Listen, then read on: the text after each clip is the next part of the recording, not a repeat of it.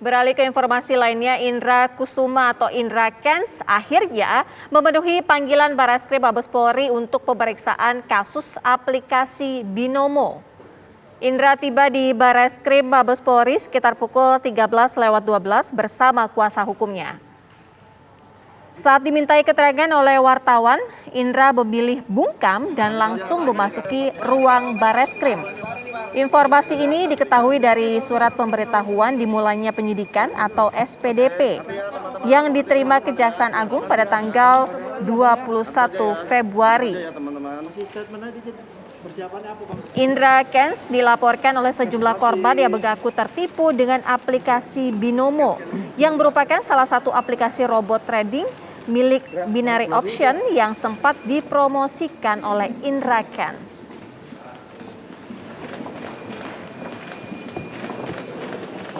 Kiri. Oke. Selamat diperiksa.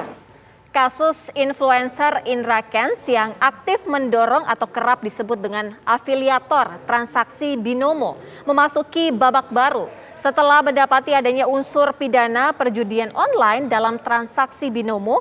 Kepolisian telah menetapkan Indra Kents sebagai tersangka.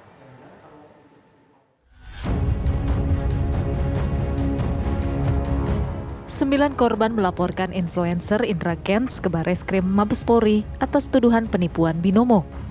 Para korban mengaku rugi hingga 3,8 miliar rupiah dalam kasus ini. Karopenmas Divisi Humas Polri, Brigjen Pol Ahmad Ramadan mengaku, Direktorat Tindak Pidana Khusus Barreskrim Polri telah memeriksa 9 saksi korban, 3 saksi, dan 3 saksi ahli. Dari hasil pemeriksaan ditemukan adanya unsur pidana. Menemukan peristiwa pidana dan penyidik telah meningkatkan statusnya dari penyelidikan menjadi penyidikan. Dugaan terhadap tindak pidana judi online atau penyebaran berita bohong atau hoax melalui media elektronik dan atau penipuan, perbuatan curang dan atau tindak pidana pencucian uang. Indra Kents sebelumnya mempromosikan platform perdagangan Binomo di sejumlah media sosial. Belakangan, Crazy Rich asal Medan ini mengaku bahwa trading platform Binomo yang sering didengungkannya merupakan sesuatu yang ilegal. Ya, karena kita tahu bahwasanya Binomo ini tidak terdaftar OJK. Benar, itu benar sekali, dan Binomo itu tidak resmi di Indonesia alias ilegal. Binomo atau binary option ini merupakan transaksi spekulatif berupa sejenis kontrak opsi di mana pelaku akan menetapkan pergerakan naik atau turun suatu komoditas dalam jangka waktu tertentu. Jika tebakan pelaku benar, maka pelaku akan mendapatkan keuntungan hingga 70%. Namun sebaliknya, jika tebakan pelaku salah, maka dana miliknya akan hilang. Selain terhadap Indra Kents selaku afiliator Binomo, kepolisian juga berjanji akan turut menindak dan mengejar pemilik dan pengelola platform perdagangan Binomo. Dari Jakarta, tim TV One mengabarkan. Lalu apakah pemeriksaan terhadap influencer Indra Kents masih berlangsung? Ada rekan kami Fahada Indi yang berada di Barreskrim Mabes Polri. Fahada Indi, bagaimana dengan pemeriksaan terhadap Indra Kents?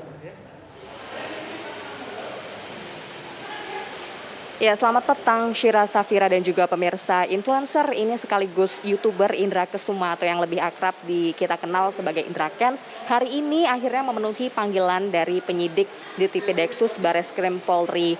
Kents sebelumnya memang sudah menerima panggilan pertama yakni pada tanggal 18 Februari atau pada Jumat minggu lalu. Namun ia tidak hadir pada panggilan pertama dikarenakan ini alasan ia harus berobat atau melakukan pemeriksaan kesehatan Selatan di Turki.